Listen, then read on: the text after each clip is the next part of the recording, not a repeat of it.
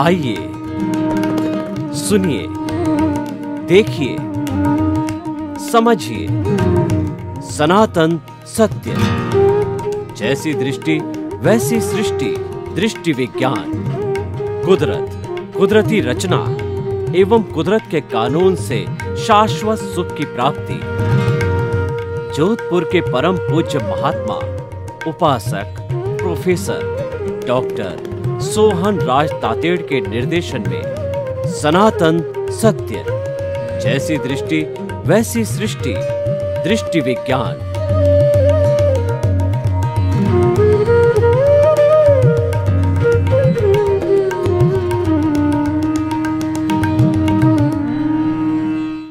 भाई और बहनों, मातृशक्ति को नमन। आज का हमारा बहुत सुंदर विषय परिचय है विजय। विजय का अर्थ होता है जीतना, टू गेट द विक्ट्री। उसको वश में करना, अंकुश में करना, उस पर नियंत्रण करना, कंट्रोल करना, सारा विजय है। विजय जो है, पुराने जमाने के अंदर जब सेनाएं लड़ती थी तो सेना हार जाती थी, तो जो जीतती थी वो विजयी सेना कहलाती है। आजकल क्रिकेट इंटरनेशनल गेम हो गया है। जो टीम जीत जाती है उसको विजयी टीम कहा जाता है। तो इस तरीके से विजय का अर्थ होता है जीतना। परिचय, परिचय का मतलब होता है कष्ट। जो हमको तकलीफ, पेन और हमको जो है एक नॉर्मल फीलिंग से अतिरिक्त जो आता है, जिसमें कष्ट की बात होती है, पेन की बात होती है, ऐसी फीलिंग को सहन करना परिचय विजय कहलाती है। प्रश्न ये होता है कि व्यक्ति सहन क्यों करे, क्या आवश्यकता है सहन करने की। आज का युग तो विज्ञान का युग है, किसी चीज़ को सहन करने की आवश्यकता ही नहीं है। आपके पेन हो रहा है, पेन किलर ले लीजिए। आपके कोई और बीमारी है तो हर बीमारी के स्पेशलाइज्ड डॉक्टर है, और उन स्पेशलाइज्ड डॉक्टर को दिखाइए, डायग्नोसिस कराइए, ऑपरेशन कराइए, ट्रीटमेंट लीजिए, आप ठीक हो जाएंगे। और आपके घर की अगर आर्थिक स्थिति अच्छी है तो आप पैसे का भी तकलीफ क्यों भुगतें हैं। यानी अगर व्यक्ति वेल टू डू है तो उसको कहीं पर भी तकलीफ भुगतने की आवश्यकता नहीं है। परंतु ये सब बातें व्यवहार जगत की है। देखिए, हम दो पलड़ों में झूलते हैं। क्या आपने कभी किसी चीज़ को तोलने के लिए एक पलड़ा देखा है क्या? आज की इलेक्ट्रॉनिक मशीन की आप बात नहीं करें कि उसमें एक पलड़ा होता है। मैं तो न्याय की बात करता हूँ कि न्याय को तोलने के लिए दो पलड़े चाहिए, दो पक्षों को तोलने के लिए दो पलड़े चाहिए। वहाँ एक पलड़ा एकांगी हो जाता है और दोनों पलड़े होते हैं वह अनेकांतवादी, अनेकांत के पाले में चला जाता है। जैसे कि दो टीमें भी खेल रही है, उन टीमों में से विजयी घोषित करने के लिए दो पाले चाहिए। कबड्डी खेली जाती है, दो पाले चाहिए। हस्बैंड वाइफ होता है, जब बच्चा पैदा होता है, रात होता है, तो दिन भी जरूरी है, क्योंकि दिन में व्यक्ति काम करेगा तो उसको थकान आ जाएगी। उसके लिए भगवान ने रात बनाई जिसमें जो अंधेरा रहता है, व्यक्ति आराम से सो सकता है, कोई डिस्टर्ब करने वाला नहीं, कोई काम करने वाला नहीं है। इन सबको द्वैत कहते हैं। यानी हमारा व्यवहार जगत द्वैत से चलता है, और लेकिन जो निश्चय जगत है उसमें द्वैत काम नहीं आता है। वहाँ अद्वैत होना पड़ता है, अपने से अपनी बात करनी पड़ती, स्वयं से स्वयं का वार्तालाप होता है। आपका जो निश्चय जगत है, अध्यात्म जगत है, भीतर का जगत है, that is a absolute your own world, जिसको हम प्राइवेट जगत कहते हैं। उसमें कोई परिंदा भी पर नहीं मार सकता। हम कहते हैं कि मैं सो रहा हूँ, मुझे डिस्टर्ब मत करना, मोबाइल को ऑफ करते हो, बत्ती को ऑफ करते हो, कमरा बंद कर देते हो ताकि आप आराम से नींद आए। ये सारा क्यों करते हो कि आप प्राइवेट जगत में जाना चाहते हो, लेकिन जो भीतर का जगत है, उस जो आपने इतना सब किया है उसमें भी हो सकता है बाहर की कोई आवाज़ आ जावे, बाहर से कोई जोर बोर से बोलता हो, टीवी चलता हो, मोबाइल की तेज घंटी आती हो तो भी आप डिस्टर्ब हो जाते हो। लेकिन भीतर का जगत एब्सोल्यूट प्योरली आपका जगत है। जब तक कि आप आंखें नहीं खोलोगे तब तक बाहर का जगत दिखाई नहीं देगा, और उसके अंदर आप और आपके प्रभु ही रहोगे, दूसरा कोई नहीं होता है। इसीलिए वह आनंद का जगत कहलाता है कि हमारे भीतर जो प्रभु है वो ज्ञान दर्शन वाला है, और वह उसका लक्षण है, वो आनंद है, वो सच्चिदानंद है। सत का मतलब वो अविनाशी है, कभी नाश नहीं होने वाला। बाहर का जगत तो अवस्थाओं से जुड़ा हुआ होता है। हम कहते हैं हमारा जो ये सनातन सत्य कार्यक्रम है उसके अंदर दो बड़े सिद्धांत है, वो आप अच्छी तरह से रट लें। एक सिद्धांत तो है हमारे बाहरी जगत में काम करने का, बाहरी जगत में संतुलन बिठाने का, और जो दूसरा सिद्धांत है भीतरी जगत के अंदर संतुलन बैठाने का। कहने का अर्थ ये कि रहो भीतर जियो बाहर। आप दोनों सूत्रों को हृदयंगम कर लीजिए, आत्मसात कर लीजिए, आपको कोई तकलीफ नहीं आएगी। वो मैं आपको सूत्र बताता हूँ। बाहर का जगत, इंद्रियों का जगत, मन वचन काया का जगत, इस पुतले का जगत, यानी शरीर है तो संबंध है और शरीर चला गया तो सब संबंध समाप्त। पत्नी का, बेटे का, भाई का, अफसर का, प्रधानमंत्री का संबंध कहाँ रहेगा? संबंध तो शरीर के साथ होते हैं। शरीर को जला दिया, खेल खत्म। तो अब हम आपको बताना चाहते हैं कि जो मन वचन काया तथा उससे जुड़ी हुई हर अवस्था मात्र कुदरती रचना है और वह व्यवस्थित है। इसको अच्छी तरह से आत्मसात कर लीजिए और समझ लीजिए। यानी जो हमारा मन, जिससे कि हम चिंतन करते हैं, वचन जिससे हम बोलते हैं, काया जिससे हम सब तरह के काम करते हैं, बिना बॉडी के कोई भी कार्य नहीं होता है। चलना फिरना, उठना बैठना, कमाना, खाना पीना, सोना इत्यादि वगैरह सब इस शरीर से किया जाता है। तो ये क्या है कि इसके अंदर जन्म से मृत्यु के बीच के अंदर इसके अंदर उदय और प्रारब्ध हर क्षण चलता है। ऐसा कोई क्षण नहीं आता जीवन के अंदर जब उदय प्रारब्ध न हो, उसमें हम कोई काम न करें, यानी हम कोई कर्म नहीं करें, ऐसा कभी होता नहीं है।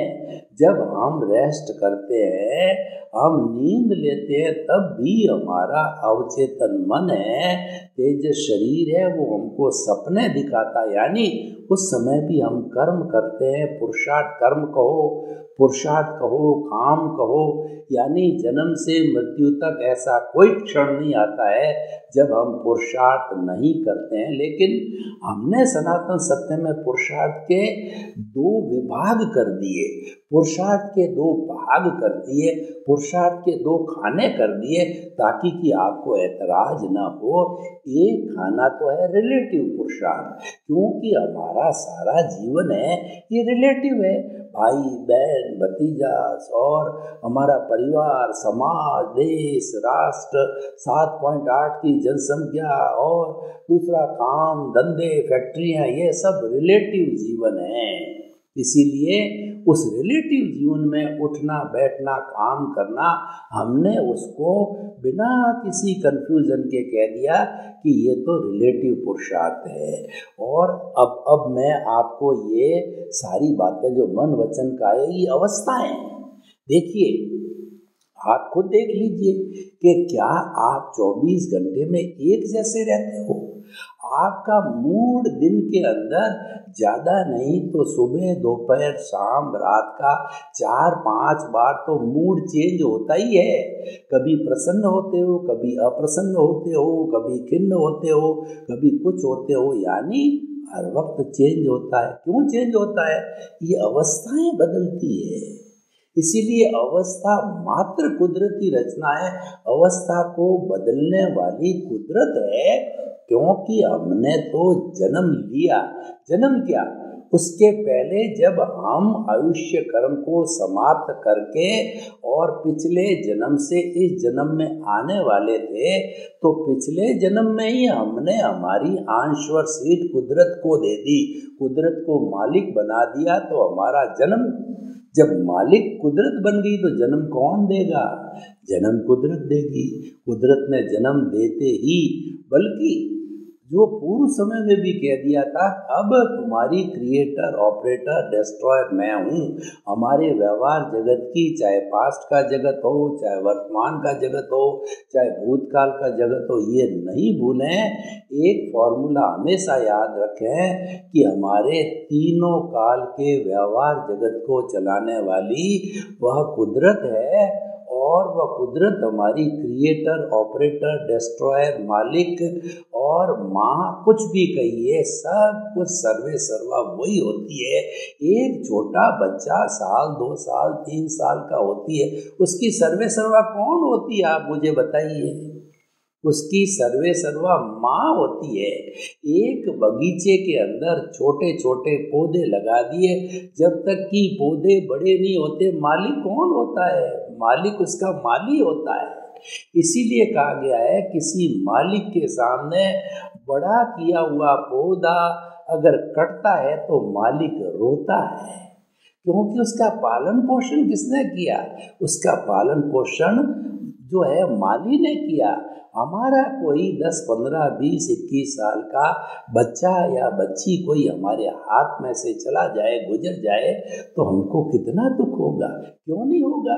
उसको हमने पैदा किया, उसका लालन किया, पालन किया, और माँ को सबसे ज़्यादा होगा, क्योंकि माँ ही एक ऐसी दुनिया में चीज़ होती है जो कि आले में सोती है, बच्चे को जो है सूखे में सुलाती है, और बच्चा जब तक पूरा पाँव पर खड़ा नहीं होता है, 2, 4, 5 साल का, दौड़ने नहीं लगता है, तो वह पूरी एक दाई की तरह उसको सबमिसिव रहती है। उसका पूरा ध्यान 5 साल के बच्चे का, माँ का जो है अपने बच्चे पर रहता। तो मैं क्या कहना चाहता हूँ, ये सारी बात मैंने क्यों कही? कुदरत को माँ से कंपेयर किया। कुदरत माँ तो अपनी अकेले की माँ है, लेकिन 84 लाख जीवा योनियाँ, जो केवल मैं जब 84 लाख जीवा योनियाँ बोलता हूँ तो वो बर्थ प्लेसेस है, मतलब वो जन्म लेने के योनिया उत्पत्ति स्थान है। वह आप जीवित प्राणियों की संख्या नहीं समझें। जीवित प्राणियों की संख्या तो इस पूरी सृष्टि में असंख्य अनंत है, आप उसको गिन नहीं सकते। और एक भी आत्मा न क्रिएट होती है, न पैदा होती है, न समाप्त होती है, वो तो मात्र घूमती है। उसको कहते हैं हम ट्रांसफॉर्मेशन, उसको हम कहता हूँ संचरण कहती है।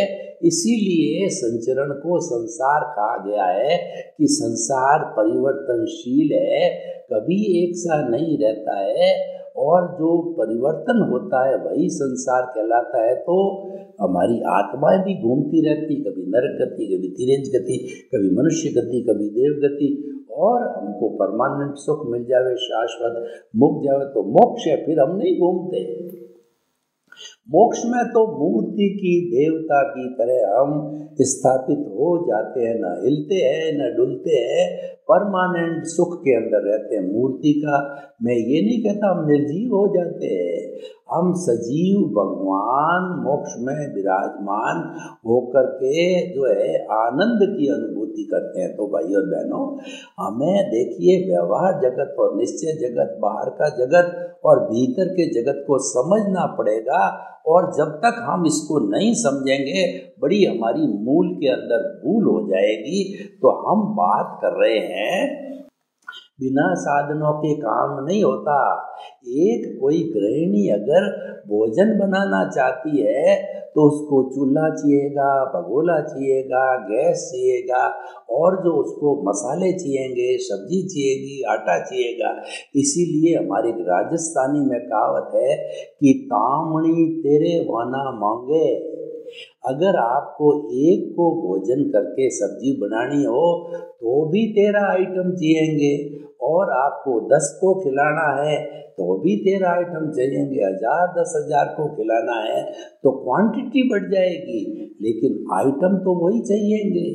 तो इसीलिए जो है हमारे को साधन चाहिएंगे। ये सब साधन है। एक कुम्हार को घड़ा बनाना है तो कुम्हार बातों से तो घड़ा नहीं बनाएगा।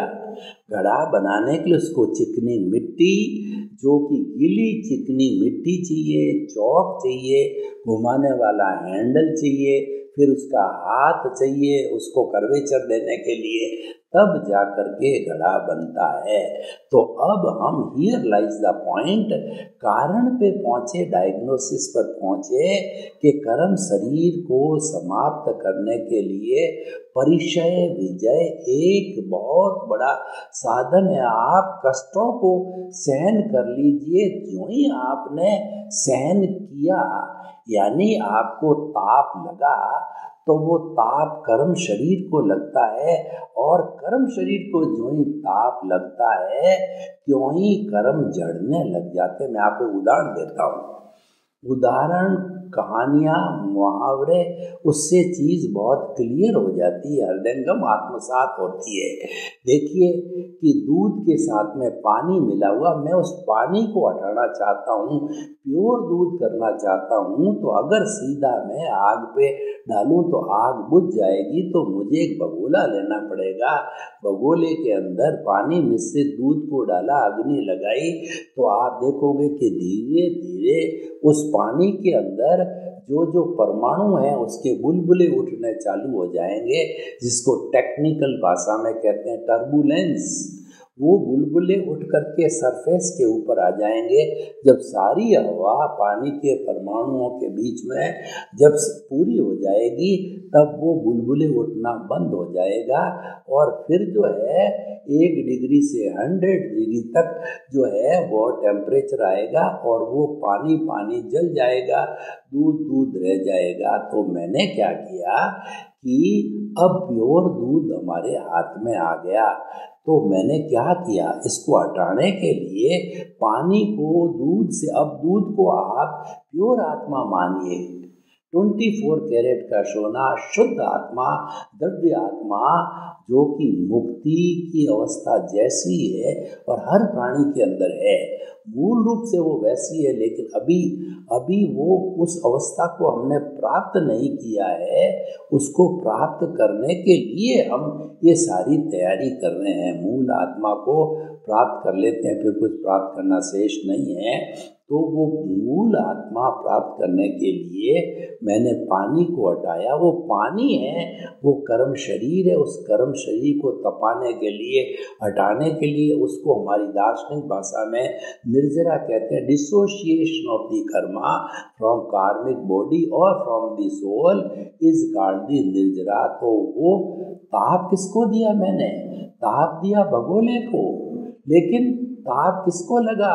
ताप लगा पानी को, यानी शरीर रूपी एक भगोले को। परिचय दोगे, कष्ट दोगे, तो ताप आपके पहुंचेगा कर्म शरीर को, और कर्म शरीर जो है तप करके, और वो धीरे धीरे जो कर्म बंधे हुए हैं, हमारी जो चेतना है, असंख्य चेतनामय परमाणुओं के पिंड को हम आत्मा कहते हैं। एक एक आत्मा के पिंड के ऊपर असंख्य असंख्य चतुस्पर्शी कर्म उद्वल अनादि अनंत काल से बंधे हुए हैं, जिसको हम कार्बन शरीर कहते हैं। और वो कार्बन शरीर पौद्गलिक है, और हमारी जो मूल आत्मा है वह जो है चेतनशील है, वो चेतना वाली है, चेतन है, वो कॉन्शियस है। दोनों अलग अलग लक्षण के हैं, फिर भी मिश्रण बना हुआ है। हम दोनों को रासायनिक क्रिया करके अलग करना है। वो रासायनिक क्रिया है परिचय जय। हमारे जो जैन धर्म के अंदर 22 तरीके के 22 तरह के परिचय बताए गए हैं। सर्दी का परिचय, गर्मी का परिचय, क्रोध का परिचय, मान का परिचय, माया का परिचय, लोभ का परिचय, स्त्री का परिचय और उसके साथ दंश मशक का परिचय और वाइल्ड एनिमल्स का परिचय, और उसके बाद के अंदर जो है वो सोते हैं तो कुश पर सोने का परिचय। यानी एक साधु को बहुत सहन करना पड़ता है, क्योंकि साधु नवकोटिक त्यागी होता है। जैन धर्म का शुद्ध साधु हिंसा करनी नहीं, करवानी नहीं, अनुमोदनी नहीं, मन से नहीं, वचन से नहीं, काया से नहीं। इसीलिए जैन धर्म के साधु को 100% अहिंसक कहा जाता है। 1% भी उसमें हिंसा नहीं करनी, हिंसा के भाव नहीं रखने वाला, और ऐसा व्यक्ति इस पर्यावरण का 100% सहयोगी गिना जाता है। 100% हितैषी, eco friendly. He is a 100% eco-friendly. Jain saint is 100% eco-friendly of this environment. तो देखिए, उन सब को हटाने के लिए मूल बिंदु पे मैं आता हूँ। अभी मैंने भूमिका बनाई थी कि उस कॉजल बॉडी को समाप्त करने के लिए 22 तरीके के परिचयों को सहना पड़ता है, और जो ही हमारा साधु वो सहन करना प्रारंभ करता है, त्यों ही जैसे बगोले का ताप लगा था जो पानी रूपी कर्म शरीर को, वैसा ताप लगता है, कर्म ढीले पड़ते हैं, हल्के पड़ते हैं, और वो कर्म जड़ने लगते हैं। कैसे जड़ते हैं मैं आपको बताऊं कि आपने कभी बोरडी देखी होगी जिसपे बोर लगते हैं, लाल रंग के भी होते हैं, बड़े साइज भी होते हैं। जब वो पक जाते हैं तो उस बोरडी को हिलाओ तो खट खट करके वो बोरों का ढेर लग जाता है। उसी क्यों लग जाता है? और कोई भी सूखे पत्ते वाला अगर पेड़ हो, उसको हिलाओ तो पीले रंग के सूखे पत्ते झड़ने लगते। और पतझड़ में तो आपने देखा ही है नहीं, पूरा का पूरा जो है पतझड़ के अंदर मैदान भर जाता है सूखे हुए पत्तों से। इसी को निर्जरा कहते हैं, झड़ना। और फिर बाद के अंदर पतझड़ ऋतु चली जाती है तो फिर नई कोपलें फूटती और नए पत्ते आते हैं।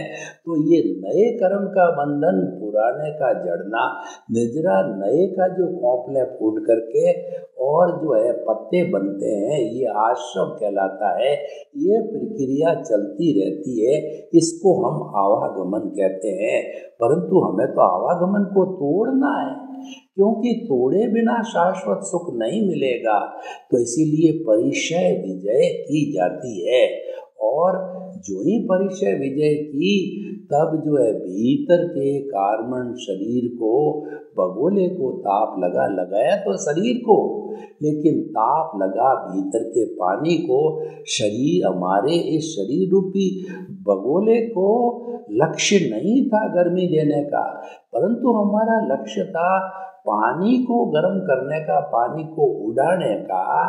तो उसी तरीके से हमें शरीर को परिचय देना पड़ता है, सहनशीलता रखनी पड़ती है, कष्ट देना पड़ता है। और ये 22 तरीके के परिचय विजय करने से क्या होता है? समभाव आता है। समभाव का अर्थ यही है कि चाहे सर्दी हो, चाहे गर्मी हो, चाहे जो है मच्छर ने काट लिया, चाहे सामने अच्छी स्त्री का, अप्सरा का रूप आ जावे, और कैसी भी परिस्थिति अनुकूल प्रतिकूल आ जावे, उसमें एक जैसा रहना, उसमें बदलना नहीं। हम गृहस्थी लोग तो क्या होते हैं कि वो जो है वो बदलते रहते हैं, गिरगिट की तरह हम रंग बदलते हैं। हम भरतपुरी लोटे हैं, हम जो आया राम गया राम हैं। हमको दुख मिलता है तो दुखी हो जाते हैं, सुख मिलता है तो सुखी हो जाते हैं, फूल जाते हैं। परंतु साधक साधु ऐसा नहीं करते हैं, इसीलिए उनको प्रज्ञा चक्षु कहा जाता है। उनको जो है वो जो है प्रज्ञा चक्षु, और कहने का अर्थ ये हो गया कि उनकी प्रज्ञा जागृत हो जाती है और सहनशीलता बढ़ जाती है उनकी। इसी सहनशीलता के कारण कर्म है वो फास्ट स्पीड से करते हैं, तो परिचय जय हमारा एक साधन हो गया। और कर्मों को काटना, कर्म शरीर को धीरे धीरे शून्य करना हमारा साध्य हो गया। क्योंकि कर्म शरीर जब तक आत्मा के साथ है तो आत्मा को आवागमन घुमाता रहेगा। हमको तो घूमना नहीं है, हमने हमारा लक्ष्य बना दिया। क्योंकि ये आवागमन में घूमना सबसे बड़ा दुख का कारण है। जन्म और मृत्यु में जितना दुख होता है उतना दुख हमारे जीवन के अंदर कभी नहीं होता है। देखिए, जब मृत्यु होती है तो आत्मा जो है वो अपने पूरे चेतनामय परमाणुओं को खींच करके अलग होती है। बेलाडोना की जो पट्टी होती है, जो कि हमारे जो बालों पे लगी होती है, उसको हम हठात से खींच लेते हैं तो कितना दर्द होता है। वैसा ही दर्द एक मृत्यु के समय में होता है। तो हम ये कहना चाहते हैं कि हमको शाश्वत सुख की प्राप्ति करने के लिए परिचय विजय साधन है। जो जितना जितना विजय करेगा उतना उतना शाश्वत सुख की ओर बढ़ता रहेगा। सर्वे भवन्तु सुखिनः, सर्वे सन्तु निरामया। लोक के सदियों को सुख मिले, शांति मिले, आनंद मिले, मुक्ति मिले और उनका जीवन कल्याणकारी हो। सबके प्रति मंगल भावना। ओम शांति हो।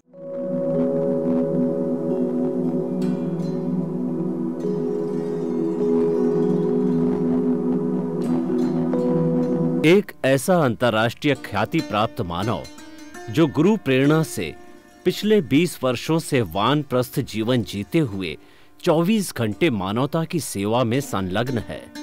एक ऐसा मानव जो अभी राष्ट्रीय, अंतर्राष्ट्रीय टीवी चैनलों पर 7,500 एपिसोड के माध्यम से सनातन सत्य, आत्मविज्ञान एवं पुनरुत्थान, व्यवहार एवं निश्चय जगत के जीवनोपयोगी विषयों पर हृदय स्पर्शी प्रवचन कर चुका है।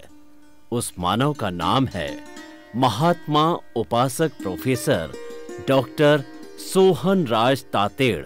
प्रोफेसर तातेड़ द्वारा योग, दर्शन, शिक्षा विषयों पर रचित पीएचडी स्तर के 250 शोध ग्रंथ भारत के 100 प्रतिष्ठित विश्वविद्यालयों में शोधार्थी पढ़ रहे हैं तथा वे सभी शोध ग्रंथ वहां की सेंट्रल लाइब्रेरियों में उपलब्ध हैं। महात्मा सोहन राज ने अभी तक हजारों स्कूलों, कॉलेजों, विश्वविद्यालयों एवं संस्थाओं में सेमिनार, वर्कशॉप, कैंप लगाकर लाखों विद्यार्थियों को योग, दर्शन, शिक्षा का प्रशिक्षण देकर उन्हें सुसंस्कारित किया।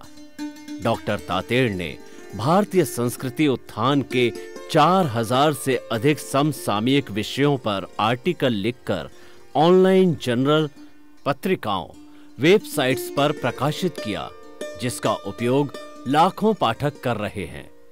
उपासक तातेड़ के 5000 से अधिक आज का सुविचार, आज का शुभ संदेश, आज का मंगल भावना योग आदि चिंतन websites, Twitter, blogger, Facebook, YouTube माध्यमों से लाखों लोग अपना जीवन निर्माण कर रहे हैं।